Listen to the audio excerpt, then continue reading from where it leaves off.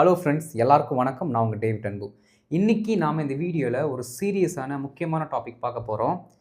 அதாவதுங்க, இன்னும் கொஞ்ச நாள் கழித்து நாம் ஆங்கில மொழிக்கு முதுகெலும்பாக இருக்கக்கூடிய ஒரு சென்டென்ஸ் ஸ்ட்ரக்சர்ஸை இஃப் கிளாஸ்ன்னு சொல்கிறோம்ல, அந்த இஃப் கிளாஸ் அப்படிங்கிற அந்த சென்டென்ஸ் ஸ்ட்ரக்சர்ஸோட யூசேஜ் கம்மியாகி காணாமல் கூட போகிறதுக்கு வாய்ப்புகள் இருக்குது.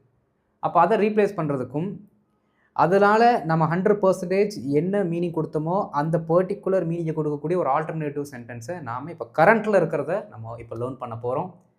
அது கொஞ்சம் ஃபார்முலாவும் இருக்கும், அட்வான்ஸ்டாகவும் இருக்கும். சரிங்களா? நம்ம காலத்துக்கு ஏற்ற மாதிரி என்னென்ன அப்டேஷன் வருதோ அதை என்ன பண்ணிடணும், ஆல்டர்னேட்டிவ் பண்ணி கற்றுக்கிட்டு போயிட்டே இருக்கணும். ஸோ அந்த சென்டென்ஸ் ஸ்ட்ரக்சர்ஸை நீங்கள் அண்டர்ஸ்டாண்ட் பண்ணிக்கணும்னா வீடியோவை ஸ்கிப் பண்ணால் பாருங்கள், அப்போ தான் உங்களுக்கு புரியும். அண்ட் இதான் ஃபஸ்ட் டைம் நம்ம சேனலுக்கு வந்திருக்கிற மறக்காம நம்ம சேனலை சப்ஸ்கிரைப் பண்ணிட்டு பெல் பட்டனை கிளிக் பண்ணி வச்சுக்கோங்க. அப்போ தான் நான் போடுற வீடியோஸ் உங்களை தொடர்ந்து சேரும். நம்ம டிலே இல்லாமல் வீடியோக்குள்ளே போயிடலாம். ஃப்ரெண்ட்ஸ், இஃப் கிளாஸில் ஃபார்மட் 1 இருக்குது பாருங்களேன், அதை மட்டும்தான் இனி நான் சொல்லிக் கொடுக்க போகிறேன். 3த்துக்குமே இருக்குது. ஃபார்மட் 1, ஃபார்மட் 2, ஃபார்மட் 3 3 வச்சுருக்கோம்ல, 3த்துக்குமே ஆல்டர்னேட்டிவ்ஸ் இருக்குது. சரிங்களா? ஏன்னா ஆல்டர்னேட்டிவ் வந்துட்டாலே அந்த ஒட்டுமொத்த ஸ்ட்ரக்சரே மாற்றுறதுக்கான ஆல்டர்னேட்டிவ் வந்தால் மட்டும்தான் அது கொஞ்ச நாள் வழக்கு ஒழிஞ்சு போகும். இல்லை அப்படின்னா அது இருந்துக்கிட்டே தான் இருக்கும். அப்போது இப்போ நம்ம கற்றுக்க போகிற இந்த ஆல்டர்னேட்டிவ் 3 ஃபார்மெட்டுக்கு இருக்குது. இஃப் கிளாஸில் ஒரு 3-4 ஃபார்மெட் வச்சுருக்கோம்ல, எல்லாத்துக்குமே இருக்குது. சரிங்களா? ஆனால் இன்றைக்கி உங்களுக்கு ஃபஸ்ட்டு ஃபார்மெட் மட்டும் தான் சொல்லித்தர போகிறேன். அந்த ஃபஸ்ட்டு ஃபார்மெட் எதில் வருது அப்படின்னா ப்ரெசன்ட் டென்ஸை பேஸ் பண்ணி வருது. இப்போ நார்மலாகவே நம்ம இஃப் கிளாஸ் படிக்கும் பொழுது இஃப் அப்படிங்கிற வார்த்தை கூட ஒரு முழு அர்த்தத்தை கொடுக்கக்கூடிய ஒரு வாக்கியத்தை போடுவோம். அந்த முழு அர்த்தத்தை கொடுக்கக்கூடிய வாக்கியத்தில் என்ன மாதிரியான வேர்பு வரும்னா ஒரு பேஸ் வேர்பு வரும். வேர்போட ஃபஸ்ட் ஃபார்ம் வரும், ப்ரெசன்ட் வேர்பு வரும். அந்த பக்கம் வரக்கூடிய தனித்த மெயின் கிளாஸில் என்ன பண்ணும் அப்படின்னா ஃபியூச்சர் டென்ஸ் வரும். எக்ஸாம்பிள் எழுதியிருக்கேன் பாருங்கள். இஃப் ஐ, அதாவது இஃப் தனித்த ஒரு வார்த்தை, இஃப்னா இருந்தால், இன்னும் கரெக்டாக சொல்ல போனால் தாள் டால் அப்படிங்கிற மாதிரி சத்தத்தில் வரும். சரிங்களா? இப்போ இந்த இஃப்க்கு அடுத்து நம்ம என்ன பண்ணியிருக்கோம்னா முழு அர்த்தத்தை கொடுக்கக்கூடிய ஒரு சென்டென்ஸ் எழுதியிருக்கோம். இது பார்த்தீங்கன்னா V1. சரிங்களா? இஃப் ஐ நீட் ஹெல்ப், இந்த மெயின் கிளாஸ் V1ல் வந்துருச்சு. அந்த பக்கம் இருக்கிறது ஃபியூச்சர் டென்ஸில் வந்துருச்சு. இது நமக்கு தெரியும், ஆல்ரெடி பாரம்பரியமாக நம்ம படிச்சுட்டு வரக்கூடிய ஒரு சென்டென்ஸ் ஸ்ட்ரக்சர். தமிழ் அர்த்தம் என்ன? எனக்கு உதவி தேவைப்பட்டால், ஐ நீட் ஹெல்ப், எனக்கு உதவி வேண்டும். இஃப் ஐ நீட் ஹெல்ப், எனக்கு உதவி வேண்டுமானால், எனக்கு உதவி தேவைப்பட்டால். சரிங்களா? எனக்கு உதவி தேவைப்பட்டால் உன்னை அழைப்பேன், நான் உன்னை கூப்பிடுவேன் அப்படின்னு நம்ம எழுதியிருக்கோம். இது ஸ்டாண்டர்டாக நமக்கு தெரிஞ்சது. இப்போ இதை ரீப்ளேஸ் பண்ணுறதுக்கு என்ன கொண்டு வந்திருக்காங்கன்னா, எதுவுமே நீங்கள் மாற்ற வேண்டாம். மாற்ற வேண்டியது ஒரே ஒரு வார்த்தை மட்டும்தான். இஃப் இருக்கா, இதுக்கு பதிலாக ஷுட் அப்படிங்கிற வார்த்தையை நம்ம போட்டு யூஸ் பண்ணுறோம். பாருங்கள், should I need help, I will call you. பின்னாடி வரக்கூடியது நான் நிறையா சொல்லி கொடுத்துருக்கேன். வில் யூஸ் பண்ணலாம், மாடல்ஸ் யூஸ் பண்ணலாம், லெட் யூஸ் பண்ணலாம், இம்பரேட்டிவ் சென்டென்ஸ் யூஸ் பண்ணலாம், கொஸ்டின் சென்டென்ஸ் யூஸ் பண்ணலாம், நிறையா சொல்லி கொடுத்துருக்கேன். ஞாபகம் இருக்குங்களா? எல்லாமே அப்ளிகபிள். பின்னாடி வர்றது ஸ்டாண்டர்ட் தான், அது மாறாது. Okay, I will call you. Sorry, I will call you. நம்ம அங்கே தான் ஹெல்ப் கேட்டிருக்கோம். அப்போ இங்கே ஹெல்ப் வராது, கால் அப்படிங்கிற வார்த்தையை நம்ம யூஸ் பண்ணணும். பாருங்கள், should I need help, I will call you. should I need help, I will call you. இதற்கும் என்ன அர்த்தம்னா எனக்கு உதவி தேவைப்பட்டால். இந்த ஷுட் என்ன பண்ணுது, இஃப் அப்படிங்கிற வார்த்தையை ரீப்ளேஸ் பண்ணிருச்சு. இதுதான் ப்ரெசண்ட்டில் இருக்க ஒரு அட்வான்ஸ்ட் அண்ட் ஃபார்மலான சென்டென்ஸ் ஸ்ட்ரக்சர். அப்போது இதோட மட்டும் நிறுத்திடாதீங்க. ஷுட் ஐ நீட் ஹெல்ப் அப்படின்னு அதோட மட்டும் நிறுத்தினீங்கன்னா இது கேள்வி வாக்கியமாக மாறிடும். அப்படி நிறுத்தக்கூடாது. ஷுட் ஐ நீட் ஹெல்ப், அதற்கு அடுத்து ஒரு மெயின் கிளாஸ் போட்டால் இது இஃப் கிளாஸாக கன்வெர்ட் ஆகும். இதோட நிறுத்திக்கிட்டிங்கன்னா இது கேள்வி வாக்கியம் ஆயிரும்ல. ஏன்னா ஷுட்டுங்கிறது பார்த்தீங்கன்னா ஒரு வினைச்சொல் கூட வரக்கூடிய ஒரு உறுப்பு. ஆட்டோமேட்டிக்காக என்ன ஆயிரும், வினைச்சொல்ல ஆக்ஷன் வேர்டில் இல்லை ஒரு வேர்பில் சென்டென்ஸ் ஆரம்பிச்சதுன்னா அது கொஸ்டினாக தானே வரும். அப்போ 100% இது கொஸ்டினாக மாறிடும், நீங்கள் பின்னாடி இருக்க அந்த மெயின் கிளாஸ் ஆட் பண்ணாட்டி. புரிஞ்சுதுங்களா? இது ஒன்று. இன்னொன்று, மெயின் வேர்ப் இருந்தால் ஈஸியாக என்ன பண்ணிடலாம், இஃப் தூக்கிட்டு ஷுட்டு போட்டுடலாம். ஃபார் எக்ஸாம்பிள் இங்கே பாருங்களேன், if you are a teacher, if you are a teacher teach me. நீ ஒரு ஆசிரியராக இருந்தால் எனக்கு பாடம் சொல்லிக் கொடு. If you are a teacher teach me. இங்கே ஏன் ஃப்யூச்சர் வரலன்னு கேட்காதீங்க, இதுவும் ஃப்யூச்சர் கூட ரிலேட்டடாக இருக்கக்கூடிய ஒரு சென்டென்ஸ் தான். ஏன் அப்படின்னா டீச் அப்படிங்கிறது இம்பரேட்டிவ் சென்டென்ஸ் கீழே வருது, சப்ஜெக்டில் ஆரம்பிக்கலது. எப்படி ஆரம்பிச்சிருக்கு, வேர்பில் ஆரம்பித்த ஒரு நார்மலான சென்டென்ஸாக இருக்குது. ஆர்டர் பண்ணுறோம், இல்லாட்டி ஒரு ரிக்வஸ்ட்டு கூட நம்ம கேட்குறோம் கூட சொல்லிக்கலாம். பாருங்கள், if you are teacher teach me, நீர் ஒரு ஆசிரியராக இருந்தால் எனக்கு கற்பியும் அப்படின்னு நம்ம சொல்கிறோம். இந்த இடத்துல மெயின் வேர்ப் இல்லை. இதை எப்படி மாற்றுறதுன்னா ரொம்ப சிம்பிள். தூக்குங்க இதை. இங்கே பாருங்கள், ஷுட்டு யூ, இங்கே யார் இருக்கா? பி வேர்ப் இருக்காங்களா? பி வேர்பை தூக்கிட்டு பீங்கிற வார்த்தையை போட்டுருங்க, முடிஞ்சு போச்சு. அவ்வளோதான், வேலை முடிஞ்சு. பி வேர்ப் இருந்ததுன்னா அந்த பர்டிகுலர் பி வேர்பை தூக்கிட்டு பீங்கிற வார்த்தையை போடுறோம். Should you be a teacher, அவ்வளோதாங்க. Teach me. நண்பர்களே, ஸ்டார்டிங்கில் இதை ப்ராக்டிஸ் பண்ணுறது கொஞ்சம் கஷ்டமாக தான் இருக்கும். ஆனால் ஒரு வாரம் 2 வாரம் ப்ராக்டிஸ் பண்ணிட்டீங்க அப்படின்னா ரொம்ப சிம்பிளாகிடும். ஐஎல்ஸ்லாம் ப்ரிப்பேர் பண்ணிகிட்டு இருக்கீங்கன்னா நீங்களாம் இதை தான் கற்றுக்கணும். ஐஎல்ஸ் ப்ரிப்பேர் பண்ணுறீங்க அப்படின்னா இந்த ஸ்ட்ரக்சர் தான் உங்களுக்கு தேவைப்படும். சரிங்களா? எப்படி? மெயின் வேர்ப் வந்தால் மெயின் வேர்ப் வச்சுக்கிட்டு முன்னாடி இருக்க இஃபை மட்டும் ரிமூவ் பண்ணுங்கள். பி வேர்ப் வந்தால் இஃபை ரிமூவ் பண்ணணும், பி வேர்பையும் ரிமூவ் பண்ணணும். இஃபுக்கு பதிலாக ஷுட் அப்படிங்கிற வார்த்தையும், பி வேர்புக்கு பதிலாக பி அப்படிங்கிற வார்த்தையும் நம்ம என்ன பண்ணுறோம்? ரீப்ளேஸ் பண்ணுறோம். புரிஞ்சுதுங்களா? இவ்வளோதான் கான்செப்ட்.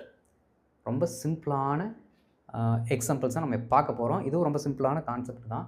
ஆனால் நீங்கள் நல்லா ப்ராக்டிஸ் பண்ணணும். ஏன்னா இஃப் போட்டே நம்ம ப்ராக்டிஸ் பண்ணி பழகிருப்போம் இவ்வளோ நாள். இதற்கடுத்து அதை கொஞ்சம் மாறும் பொழுது ஒரு சின்ன தடுமாற்றம் வரும். தொடர்ந்து பயிற்சி செய்தால் எதுவும் எளிதே. ஓகே, இப்போ நாம் எக்ஸாம்பிள்ஸ் போகலாம்.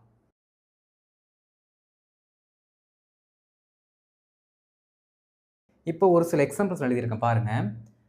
மழை பெய்தால் நாங்கள் வீட்டிலேயே இருப்போம். மழை பெஞ்சால் நாங்கள் வீட்டில் இருப்போம் நம்ம சொல்கிறோம். அவள் கடினமாக உழைத்தால் வெற்றி பெறுவாள். இப்போ நம்ம பார்க்க போகிற சென்டென்ஸில் ஒரு சின்ன நுணுக்கத்தை நான் உங்களுக்கு சொல்லி கொடுத்துட்றேன். இப்போ ஃபஸ்ட்டு இஃப் கிளாஸில் எழுதிட்டு அதுக்கப்புறம் நம்மளோட புதுசாக கற்றுக்கிட்டு அந்த ஸ்ட்ரக்சருக்கு வருவோம்.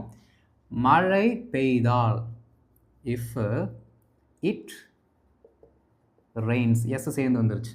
அப்போது நிறைய பேருக்கு டவுட் வரும், ஐயோ வெறும் நார்மல் வேர்ப் இருந்தால் தானே ஷுட்டு போட முடியும், இங்கே வேறு எஸ் சேர்ந்து வந்துருச்சு, அங்கேயே ஒரு மாற்றம் செய்ய வேண்டியது இருக்குது. சொல்லித்தரேன். இஃப் இட் ரெயின்ஸ், நாங்கள் வீட்டிலேயே இருப்போம். பாருங்கள், we will stay at home. இந்த மாதிரியான சிம்பிள் சென்டென்சஸில் நீங்கள் லெஜெண்டாக இருக்கணும். டக்குன்னு சொல்லணும். அப்போ தான் மற்ற இடங்களை உங்களால் எளிதாக பேச முடியும். பாருங்கள், if it Reigns we will stay at home. இப்போ என்ன பண்ண போகிறோம் அப்படின்னா, இஃப்பை தூக்கிட்டு ஷுட்டு, இட்டு, ஷுட்டு கூட என்ன மாதிரியான வேர்பை நம்மளால் போட முடியும்? எஸ் சேர்ந்து வரக்கூடிய வேர்பை போட முடியுமா? ஷுட்டு கூட சாத்தியமே கிடையாது, போட முடியாது. அப்போது பிளெயின் வேர்பு மட்டும் போட்டால் போதும். இந்த எஸ்ஸை தூக்கிட்டு அதை பிளெயினாக மாற்றிடுது, அவ்வளோதான். Should it rain, we will stay at home. இதற்கப்புறம் பின்னாடி வர சென்டென்ஸ் ரிப்பீட் பண்ண மாட்டேன், முன்னாடி மட்டும் மாற்றுறேன். சரிங்களா? பாருங்கள், should it rain we will stay at home. if it rains we will stay at home. நிறைய பேர் மறுபடியும் எங்கள் டவுட் கேட்பீங்க, அதான் ஆல்ரெடி நமக்கு இது தெரியுமே, இது ஏன் கற்றுக்கணும் அப்படின்ட்டு. இப்போ இது வழக்கில் இருக்குது, என்றைக்கு இல்லாமல் போகும்னு தெரியாது, கற்று வச்சுக்கிறது நல்லது. புரியுதுங்களா? ஏன்னா வரக்கூடிய காலங்களில் நீங்கள் இந்த மாதிரி சென்டென்ஸை பார்த்தீங்க அப்படின்னா கன்ஃபியூஸ் ஆயிடுவீங்க. ஏன் நமக்கு இதை நம்ம டேவிட் சொல்லி கொடுக்கல? என்ன நம்பிட்டு இருக்கவங்களுக்கு நான் சொல்கிறேன், ஏன் நமக்கு இதை டேவிட் சொல்லி கொடுக்கல, இந்த மாதிரி ஒன்றதை டேவிட் சொல்லி கொடுத்துருப்பாரு அப்படின்னு நீங்களே நினைக்கலாம். அதற்காக தான் நான் முன்னாடியே முன்னெச்சரிக்கையாக இருக்கட்டுமே சொல்லி கொடுக்குறேன். சரிங்களா? பாருங்கள், should it rain we will stay at home. அவள் கடினமாக உழைத்தாள். இதெல்லாம் சிம்பிளாக நமக்கு தெரியக்கூடிய சென்டென்சஸ் தான். இஃப் she works hard, அவள் வெற்றி பெறுவாள். அப்போது she will succeed, she will get success சொல்லணும். வெறும் சக்ஸஸ்ன்னு சொன்னால் தப்பு. ஏன்னா சக்ஸஸ்ங்கிறது நவுனு. இங்கே நாம் அந்த சக்ஸஸை வேர்பாக மாற்றணும் அப்படின்னா சக்சீடுன்னு தான் சொல்லணும். Okay, she will succeed. if she works hard she will succeed. பாருங்க, should she work hard, அவ்வளோதான். should she work hard, S தூக்கியாச்சு, இஃப்க்கு பதிலாக ஷுட்டை போட்டாச்சு. should she work hard she will succeed. அவன் மன்னிப்பு கேட்டால், if he apologize, okay, if he apologize, அவ ஒருவேளை மன்னிக்கலாம், she may forgive him. ஒரு சிலருக்கு இந்த ஃபர்கிவ்க்கும் ஃபர்கெட்டுக்கும் பார்த்தீங்கன்னா நிறைய டைமில் கன்ஃபியூஸ் பண்ணுவாங்க. ஃபர்கிவா ஃபர்கெட்டா? பாரதிதாசனா பாரதி ராஜாவா? அந்த மாதிரி நிறைய பேர் என்ன பண்ணுவீங்க அப்படின்னா கன்ஃபியூஸ் பண்ணுவீங்க. அந்த மாதிரி ஒரு வார்த்தை தான் அது. பாருங்க, if he apologise she may forgive him. பாருங்க, ஷுட் ஹி அப்பாலஜைஸ் அதோட நிறுத்திக்கணும், அவ்வளோதான். Should he apologise she may forgive him. She may forgive him. நீ தீயை தொட்டா உன் கை சுட்டுரும், நீ உனது கையை சுட்டுக்கொள்வாய் அப்படி தான் நம்ம சொல்லுவோம். எழுதி விட்டுறலாம் பாருங்க. நீ தீயை தொட்டால், if you touch the fire you will burn your hand. Okay, you will burn your hand. If you touch the fire you will burn your hand. எப்படி மாற்றலாம்? should you touch the fire? ஏன்னா இங்கே டச்சஸ்லாம் வராது, யூக்கு என்ன வரும்? இந்த format தான் வரும். யூக்கு டச்சுங்கிற சொல்கிறத விட ஷுட்டுக்கு டச்சு. இங்கே வந்து என்ன சொல்கிறதுங்க, முன்னாடிலாம் பார்த்தோம் அப்படின்னா தேர்ட் பர்சன் சிங்குலர் வந்தால் அதற்கேற்ற மாதிரி நவுனா வேர்பை பொண்ணு தம்பி அப்படின்னு நம்ம படிச்சிருப்போம் இஃப் கிளாஸில். ஷுட்டை பொறுத்த வரைக்கும் அதெல்லாம் கணக்கே கிடையாது. ஹீயோ ஷீயோ இட்டோ ஐவி யூவோ என்னவோ இருந்துட்டு போதும், V1 தான், அதை மாற்றமே இல்லை. கொஞ்சம் எளிதாகவும் இருக்குது பாருங்கள், இந்த ஸ்ட்ரக்சர் கொஞ்சம் ஈஸியாகவும் இருக்குது. புரியுதுங்களா? பாருங்கள், எல்லா இடத்துலையுமே ஒன்றே தான். V1 plain verb, work V1 plain verb, apologise V1 plain verb, touch. இப்போ என்ன அர்த்தம்? நீ நவுனு நீ என்னவா வேணா இருந்துட்டு போ, அதெல்லாம் எனக்கு தேவை கிடையாது, நாங்கள் V1 பிளெயினாக தான்ப்பா யூஸ் பண்ணுவோம் அப்படிங்கிறத இது நமக்கு சொல்லி கொடுத்துருச்சு. புரியுதுங்களா? இப்போது இதற்கு அடுத்து என்ன பண்ணலாம் அப்படின்னா பி வேர்பு கூட ஒரு சில எக்ஸாம்பிள்ஸ் பார்க்கலாம்.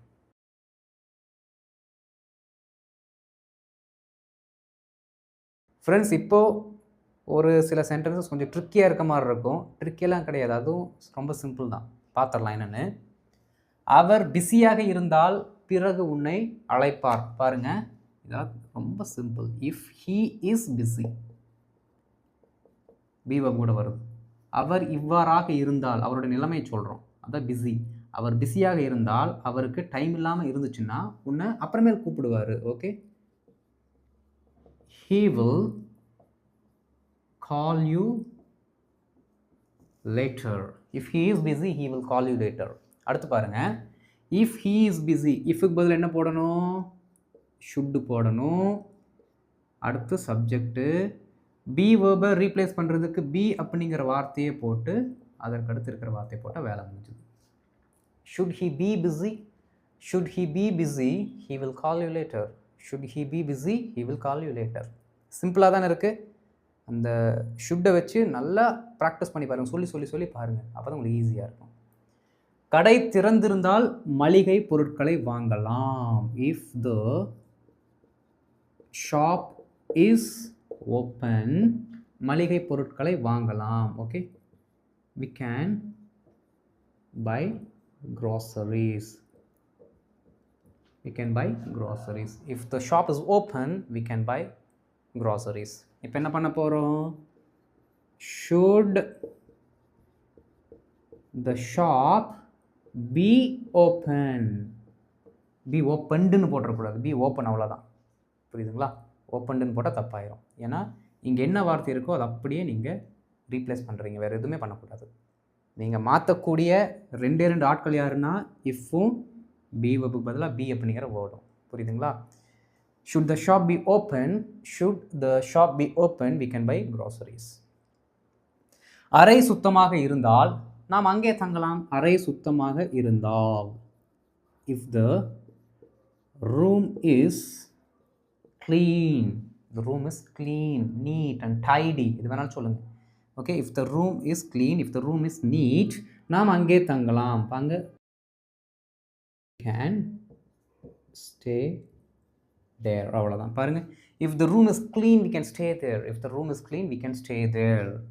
அப்படியே மாத்துறோம். should the room be clean, அவ்வளோதான். should the room be clean we can stay there, should the room be clean we can stay there, no issues. இதெல்லாமே பார்த்தீங்கன்னா பி வெப் வந்து அதற்கடுத்து ஒரு நவுனோ ஒரு அந்த ஸ்டேட்டை சொல்லக்கூடிய வார்த்தைகள் வந்திருக்கிறதுனால அட்ஜெக்டிவ் அட்வர்ப் அதெல்லாம் வருது. அது வந்தனால இப்படி யூஸ் பண்ணிட்டோம். அடுத்து பாருங்க, அவள் பேசிக்கொண்டு இருந்தால் அவளை வெளியே அனுப்பு. இங்கே பாருங்களேன், அவள் பேசிக்கொண்டு இருந்தால் ப்ரெசன்ட் கண்டினியூஸ் வருது. If she is talking, present ஃபேமிலியில் ஏதோ ஒன்று வரணும், ப்ரெசன்ட் கண்டினியூஸ் வந்துருச்சு. இஃப் ஷீ இஸ் டாக்கிங், அவளை வெளியே அனுப்பு. Send her out. Send, not send, கட்டளை வாக்கியம் தானே. Send her out. If she is talking, send her out. இப்போ பாருங்கள், ஐஎன்ஜி ஃபார்ம் வந்துருச்சு. துளி கூட நீங்கள் கன்ஃபியூஸ் ஆகக்கூடாது. முன்னாடி என்ன சொல்லி கொடுத்தேன், அதை அப்படியே இங்கே ஃபாலோ பண்ணுங்கள் வாங்க. ஷுட் ஷீ பி வேர்புக்கு பதிலாக பீனிங்கிற வார்த்தை, அப்படியே டாக்கிங், அவ்வளோதான். அவ்வளோதான். பாருங்கள், ஷுட் ஷீ பி டாக்கிங், எப்படி should she be talking, send her out. Should she be talking, send her out. Should she be talking, send her out. Simple. Doubt வரவே கூடாது. அதனால இதையும் சேர்த்து உங்களுக்கு சொல்லி கொடுத்துட்டேன். அடுத்து பாருங்கள், குழந்தைகள் விளையாடி கொண்டு இருந்தால், if the children are playing, விளையாடி கொண்டு இருந்தால், if the children are playing, சேர்ந்து விளையாடு, join themனு போட்டாலே போதும். play with them அப்படின்னு சொல்கிறதுக்கு பதிலாக join them, அவங்க கூட சேர்ந்து விளையாடு அப்படின்னு அர்த்தம். ஓகே, இது எப்படி மாற்றலாம்? should the children be playing, அவ்வளோதான். சிம்பிள். பாருங்க, should the children be playing, should the children be playing, join them. Okay, should the children be playing, give them some more toys, இன்னும் நிறைய விளையாட்டு சாமானங்களை அவங்களுக்கு கொடு அப்படின்னு நம்ம சொல்லலாம். புரியுதுங்களா? இவ்வளோதாங்க கான்செப்ட். இதை தான் உங்களுக்கு சொல்லிக் கொடுக்கணும்னு நினச்சேன். ஆனால் இது ஃபார்மெட் 1. பாஸ்ட்டுக்கு இருக்குது. நம்ம தேர்ட் ஃபார்மில் பாஸ்ட் பர்ஃபெக்ட் ப்ளஸ் உட்டாவெல்லாம் படிப்போம்ல, அதுக்கு வேறு ஃபார்மெட் இருக்குது. வரக்கூடிய காலங்களில் நான் உங்களுக்கு சொல்லிக் கொடுக்குறேன். இப்போதைக்கு இதை நல்லா ப்ராக்டிஸ் பண்ணுங்கள். இதில் கொஞ்சம் ஸ்ட்ராங் ஆனதுக்கப்புறம் அடுத்த வாரம் அடுத்த ஃபார்மெட் சொல்லிக் கொடுக்குறேன். சரிங்களா? ஏன்னா ஒரு வாரம் உங்களுக்கு தேவைப்படும் இந்த ப்ராக்டிஸ் பண்ணுறதுக்கு. ரைட்? வீடியோ பிடிச்சிருந்துச்சுன்னா மறக்காமல் லைக் பண்ணிட்டு மற்றவங்களும் ஷேர் பண்ணுங்கள். அண்ட் இதான் ஃபஸ்ட் டைம் நம்ம சேனலுக்கு வந்திருக்கீங்கன்னா நீங்கள் நம்ம சேனலை சப்ஸ்கிரைப் பண்ணிட்டு பெல் பட்டன் கிளிக் பண்ணி வச்சுக்கோங்க. அப்போ தான் நான் போடுற வீடியோஸ் உங்களை தொடர்ந்து வந்து சேரும். நம்ம அடுத்த வீடியோவில் பார்க்கலாம். நீங்கள் இதோட ஹோம்ஒர்க்கை கொஞ்சம் டைம் எடுத்து ஹோம்ஒர்க் கண்டிப்பாக பண்ணுங்கள். பண்ணி காமெண்ட்டில் போடுங்க. காமெண்ட்டில் போட்டுட்டு அதற்கடுத்து உங்களோட ஆன்சர்ஸ் கரெக்டாக இல்லையான்னு என்ன பண்ணுங்கள், நம்மளோட வாட்ஸ்அப் சேனலில் வந்து நமக்கு போட்டிருக்க ஆன்சர்ஸை பார்த்து செக் பண்ணிக்கோங்க. ரைட்? அடுத்த வீடியோவில் பார்க்கலாம். தேங்க்யூ.